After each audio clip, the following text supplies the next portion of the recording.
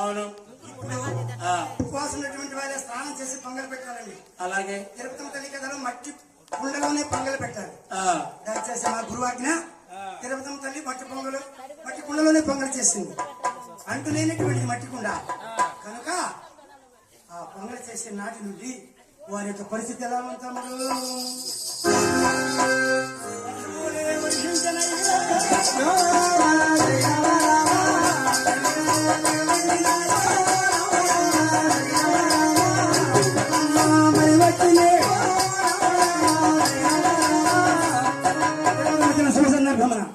వర్షములు వర్షించి దివ్యంగా పంటలు భరించినవి.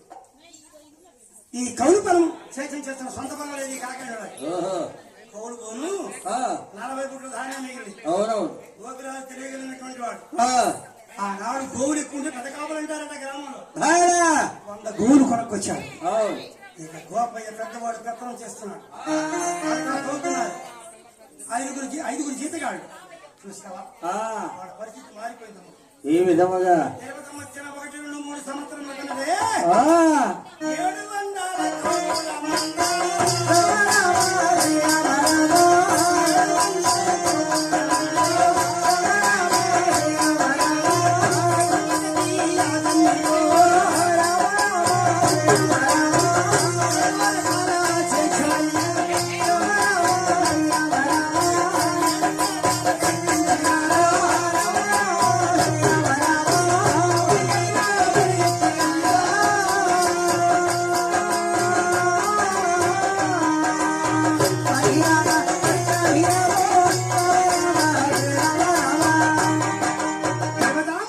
సంవత్సరాలు 700 గోవులు 50 ఎకరం పొలం 7గురు జీతగాడు.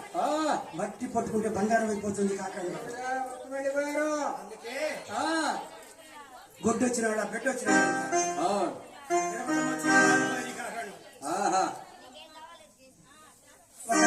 వస్తున్నాడు గోపిరాజు. గోపయ్య ఇంతకు ముందు చిరణాయి మీకు అన్నం ఉన్నది.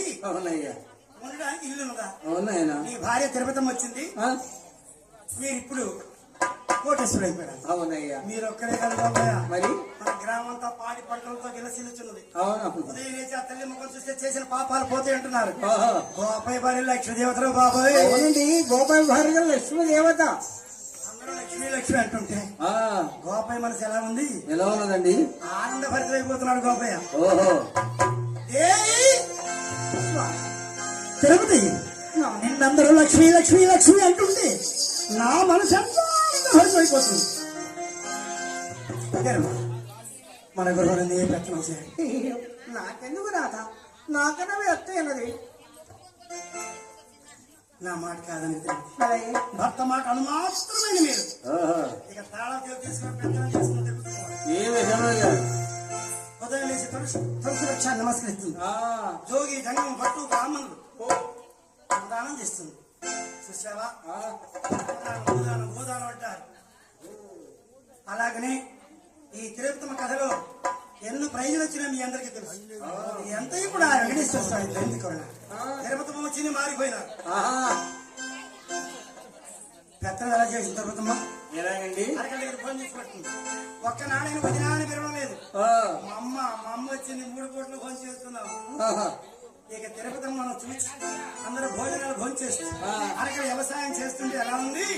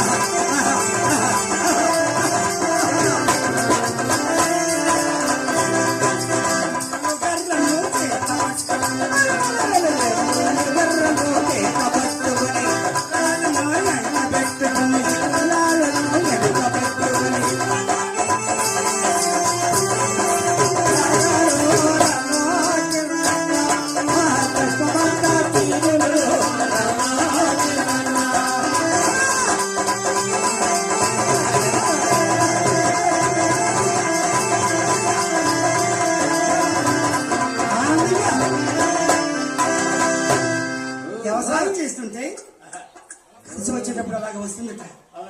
ఒకనాడు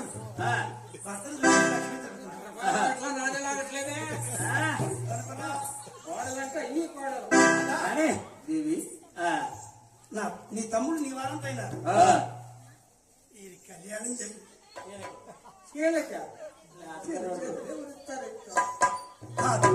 ఇంత ముందు లేక బాధపడ్డాం. ఇప్పుడు కోట్లు ఆస్తి వచ్చింది. తమ్ముడు కానీ మనకి ఘనంగా 5 రోజులు చేయాలి అని ఊరేగింపులు మళ్ళపాడని గ్రామం వెళ్ళి 3 కన్నెలు మాట్లాడి దగ్గుబాడు అని గ్రామం 1 కన్నెలు మాట్లాడి 2 కన్నా మాట్లాడి గోగులని పాలెంలో 1 కన్నెలు మాట్లాడి